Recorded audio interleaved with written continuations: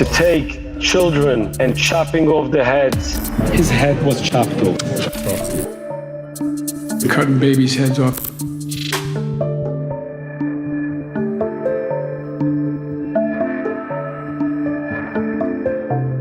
Remember Joe Biden's infamous lie about seeing pictures of beheaded babies on October 7th? I've been doing this a long time.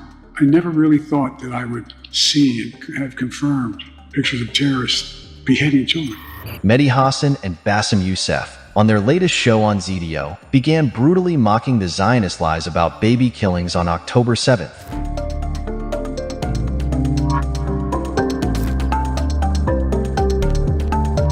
Horrible things have happened, and yet for some reason, I can't imagine why, Israeli military, Israeli officials, some journalists, and the American government decide to make shit up. In my mind, it will always live the testimony of Antony Blinken, the highest ranking US official in front of Congress, when he described this scene about a group of Hamas terrorists went in, raped the woman, cut off her breast, gouged the eyes of the father, amputated the limb of the daughter, and cut off the finger of the little child, and then they sat down having breakfast. Who have the luxury to do that in a war zone? And also, where's the IDF during all of that? So we are supposed to believe that actually happened. No, that was debunked. That is the story that actually primed the world to accept and turn a blind eye for the horrible killing of it. But I have a few questions. First of all, that guy, Antony Blinken, never apologized for that. No. This was actually refuted many times, even by the Israeli media themselves. Yep. And he never took it back. And also, as a doctor, you know how hard it is to cut into breast tissue, into human tissue using a box cutter? Like, like you guys, like, are we f***ing stupid? Are you talking to little kids? Even bedtime stories are more believable than this. So on the subject of believable or unbelievable stories, the big one was babies beheaded. Yeah. 40 of them. Yes, and Joe Biden saw pictures. He said,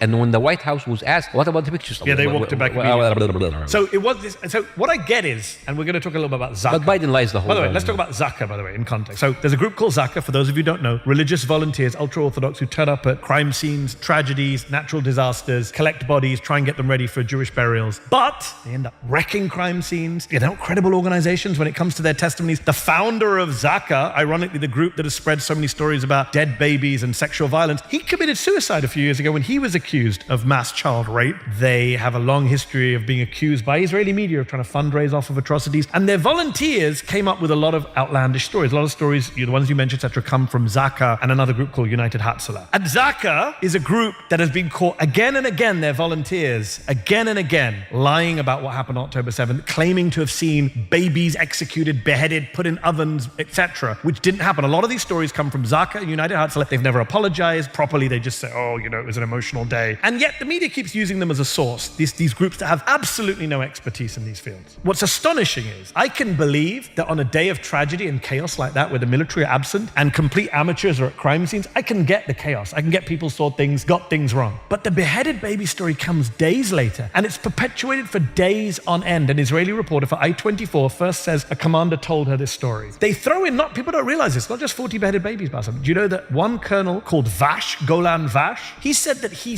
personally witnessed 8 burned babies inside a kibbutz, and that he personally evacuated. He carried the baby out that was beheaded. No such baby exists. That video, Bassem, is still up. The video of him saying this is still up on the Israeli government's official Twitter feed. As of the day of recording today, it is still up on that feed. So this is not accident. This is not fog of war. No. This is not just a bit of chaos and confusion. They deliberately took the most emotive subject to justify their genocide. My favorite is that the whole idea about like baby in ovens, which was repeated by Mike Johnson, who's the Speaker of the House. Repeated very recently. Only 2 weeks ago. On CNN. A couple of months ago. But here's the thing. The way that it's like, it was just like one of the rescuers where it was so shocked and traumatized. So he was misrepresented. The only way that you saw something and you think it's a baby baked in oven, that you are on acid. There's no other explanation. It's not traumatization. There is another explanation. It's not traumatization. You're a liar. No, it's not. You're a liar. You're either a liar on very, very bad drugs. This is the kind of like acid will make you see. I don't know. I haven't tried it. But this is crazy. The fact that you openly say baked babies in ovens and say, oh, sorry, he was mistaken. It got worse. They said the babies were hung on clotheslines. Yeah, that's another baby. It's mean, not, insane. no. But the weaponized... baby is in oven. That's different from the baby I know. online clothes. It's different from the baby that was cut off from from a the- pregnant woman in her womb. So- These are three different And babies. get your facts checked. Get my facts checked. And they're all, by the way, from these volunteer groups who are then And they were all quoted- traumatized. Hold on. Who are then quoted in the New York Times, in CNN, in all the media organizations, in the BBC, without journalists in the West doing the basic work to tell their readers, these guys have also said stuff that's completely discredited them.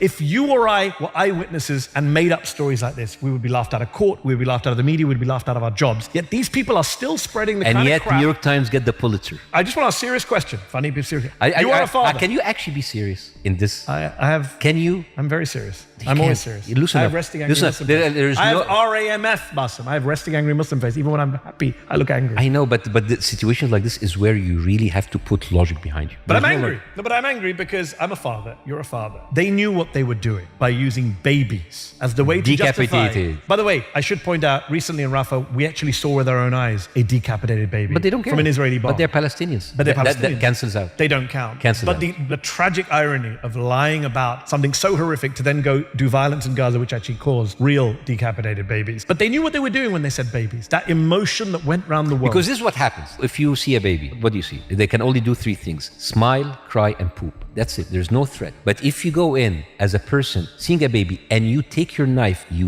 decap, you go through the skin, the tissue, the trachea, the spine, and then you do that 40 times, those are animals. And if they're animals, they deserve what they're getting. So now we can Yoav carpet Gallant. bomb everybody. Remember, Yoav Gallant used the phrase animals on October 8th. Just one last point I want to say on the baby front as a journalist. One, the people who said that stuff have never been held to account. The journalists who propagated it. There's no corrections. No. You know, Douglas Murray and John Podhoretz and all these pro-Israel pundits wrote columns in the media. There's no corrections appended. No one's gone back and put a correction at the bottom on a lot of these pieces. And number two, I've been trying to say this to American interviewers in particular for a while. When the Israeli military lie and lie and lie again to you again and again and again, at some point, don't you say, fool me once, shame on me, right? Fool me, whatever the bloody phrase is. At some point, don't you say, we've got to stop being propagandized. We've got to stop buying this bullshit. We say that, but it's people on the other side who want these comfortable lies in order to give them justification. No, I understand. To see what happens. But we took years to stop believing police departments when they said, oh yeah, the black man pulled a gun on us at